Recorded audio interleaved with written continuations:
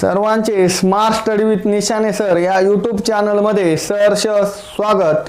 विद्यार्थी मित्रांनो, टीईटी परीक्षेला मानसशास्त्रामध्ये विचारला जाणारा अतिशय महत्त्वाचा प्रश्न म्हणजे बुद्ध्यांक या संकल्पनेवरती टीईटी परीक्षेला बऱ्याच वेळेस प्रश्न हे विचारले जातात। तर त्या ठिकाणी बुद्ध्यांक या संकल्पनेवरती आपण चर्चा करणार आहोत।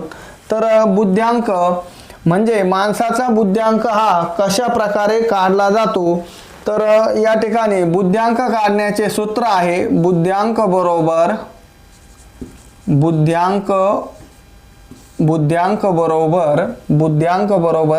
मानसिक वय भागिले शारीरिक वय गुणिले 100।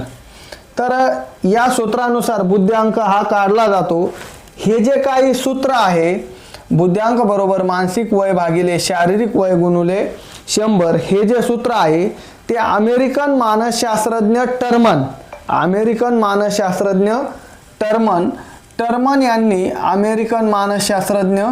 टर्मन यांनी हे सूत्र मांडलेलं आहे। आणि या ठिकाणी ही जी मानसिक वय ही जी संकल्पना आहे, मानसिक वय ही संकल्पना अल्फ्रेड बिने या मानसशास्त्रज्ञाने बुद्धिमापनाला दिलेली एक प्रकारची मानसिक वय ही देणगी आहे असं मानसशास्त्रामध्ये वर्णन केलं जातं। तर या ठिकाणी आपण बुद्ध्यांक कशा पद्धतीने काढला जातो हे एक उदाहरणाच्या माध्यमातून समजून घेऊ। तर बुद्ध्यांक बरोबर समजा आपण या ठिकाणी मानसिक वय जे आहे, मानसिक वय हे 9 मानलं आणि शारीरिक वय हे 10 मानलं आणि गुणिले 100 केलं तर बुद्ध्यांक काय येतो बघा, 10 1 10 आणि 10 या ठिकाणी 0 गेला, 10 9 90। तर बुद्ध्यांक काय येतो 90 हा काय येतो बुद्ध्यांक येतो, 90 हा काय येतो बुद्ध्यांक येतो। अशा पद्धतीने उदाहरण सुद्धा विचारलं जातं।